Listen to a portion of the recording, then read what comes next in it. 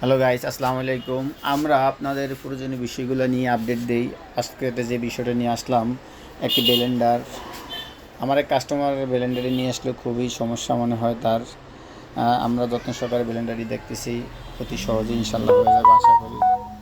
ব্লেন্ডারটি খুললাম, এটার ভিতরে প্রচুর ময়লা, একটি পার্টস নষ্ট হয়ে গেছে। ব্লেন্ডার ঠিক করলাম। আসলে ব্লেন্ডারের ব্যবহারের নিয়ম হলো, আপনি ব্লেন্ডার টানা সর্বোচ্চ 30 সেকেন্ড ব্যবহার করবেন।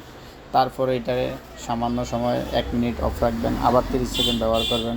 তাতে এতটুকু আশা করা যায় দীর্ঘ সময়ের জন্য ব্লেন্ডার নষ্ট হবে না। আমরা এই সমস্ত বিষয়গুলো আপনাদেরকে আপডেট জানিয়ে দিই। আপনারা সবসময় আমাদের সাথে থাকবেন, ভালো মন্দ যোগাযোগ করবেন। আমরা আপনাদেরকে সবসময়ই সমস্যা সমাধানের জন্য চেষ্টা করে থাকব। ইনশাল্লাহ আমাদের ব্লেন্ডারটি একদমই কমপ্লিট হয়ে গেছে। মামনি রেফ্রিজারেটর, হাসপাতাল উচ্চপ্রেশন বলা। আমাদের এখানে ফ্রিজ, এসি, চুলা, রাইস কুকার, ব্লেন্ডার সকল ধরনের ইলেকট্রিক পণ্য মেরামত বিক্রয় করা হয়। পাশাপাশি আমরা অনলাইনে সার্ভিস দিয়ে থাকি। আমাদের সাথে যোগাযোগ করার জন্য আপনি হোয়াটসঅ্যাপ নাম্বার দেওয়া থাকবে, এবং আমাদের ভিডিওটি লাইক, শেয়ার, কমেন্ট করে দেবেন। অন্যকে দেখার সুযোগ করে দেবেন, কেননা আপনি যখন কোনো কারো দ্বারা উপকৃত হন, তখন তার উপকারের কিছুটা হলেও কৃতিত্ব দেওয়া লাগে। ইনশাল্লাহ। আসসালামু আলাইকুম।